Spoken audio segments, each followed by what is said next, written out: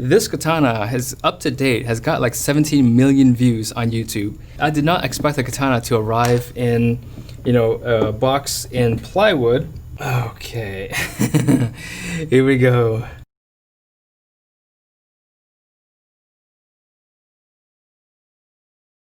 Oh, that is cool. Wow. Here it is. This is so cool. Oh man. So I'll show you guys some of the details of this thing. And this thing is rock solid. It is not bending at all. And yes, I can touch this katana. It was only made this year. It's not an antique, people.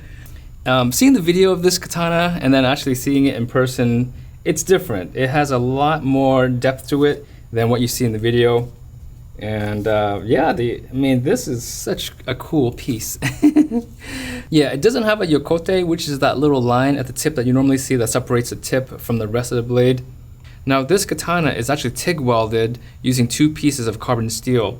And so I suspect that this will rust over time. So I will have to figure out a way to polish this and get through these little nooks and cracks. So I think the preloaded pink coil sheets that I use to polish my yanagabas with will be perfect for this sort of a job, where I don't have to apply any sort of compound onto the blade itself and just simply use the polishing cloth and polish the areas that I need. Now this is a work of art, so I'm not going to do any sort of cut testing on it, even though Keaton did do a cutting of a gallon of water. And I didn't know this when I first spoke to Keaton, but Keaton was actually on Forged in Fire season 7. So I have to go catch the episode so I can really see what he does on that show. So modern day katanas have a bohi that runs through essentially the top half of the sword. That technically reduces the weight of the katana by, who knows, about 100 grams or so. In place of the bohi, you have this lighting strip. Let's see how this lights up. Lights off. Bam. All right. Oh yeah. You're trying to give your enemy a seizure. This is what you'd use. And you press it twice. You've got this slower lighting. And this is the mode you want to use when you are trying to cut cars in half. So this is pretty cool. This would be the type of blade you want to use when you're walking around on Halloween. So of course you can do that with a cheap $5 lightsaber as well. But this is so much cooler. This is a cyberpunk design, stuff that you see in video games and animations or animes. And it just has a really cool, kind of a robotic, futuristic look to it. It checks off all the right boxes in terms of a cool katana design. The mirror polishing on this thing is quite nice. This wasn't hand polished, it was hand sharpened by Keaton, but he put it onto a buffing machine, and the mirror polishing on this thing is actually quite nice. It's what you would equate to like a 5,000 grit mirror polish. And so it's a hazy mirror polish, but a mirror polish nonetheless. But design cues like having the lighting element in the place of the bohi, having the grooves on the spine. Oh, I'm sorry, it's called the mune.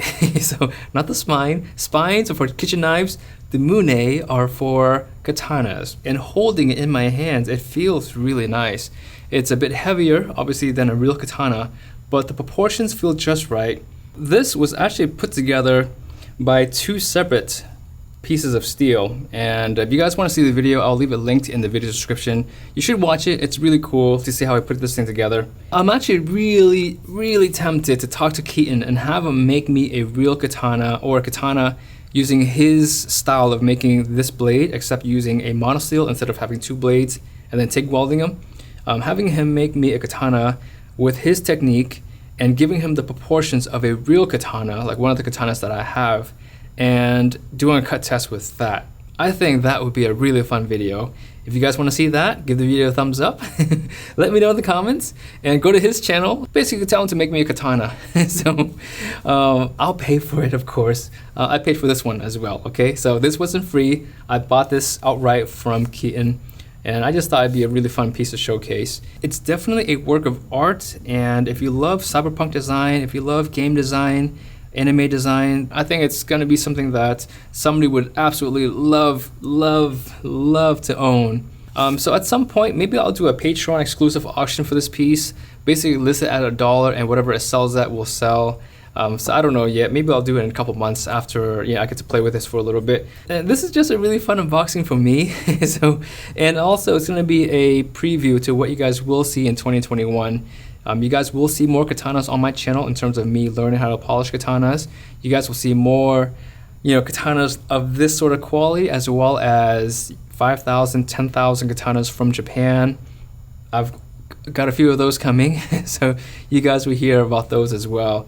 And you guys will see more artisans on my channel as well. I've got lots of artisans lined up, artisan knives, kitchen knives, and they're gonna be just, I cannot wait for that series to happen. They will be trickling in here because all these artisan knives are actually handmade, so you guys will hear more about them as they actually arrive.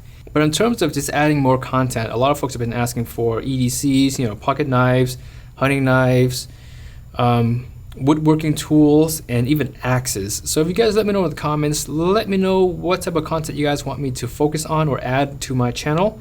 I'll do that. In addition to the katanas, I know I'm not gonna take away katanas on my channel. I love katanas. So if you guys don't like katanas, just don't watch katana videos. I'm not gonna try to indoctrinate you guys to become katana lovers, but I will do more katana content on my channel every once in a while.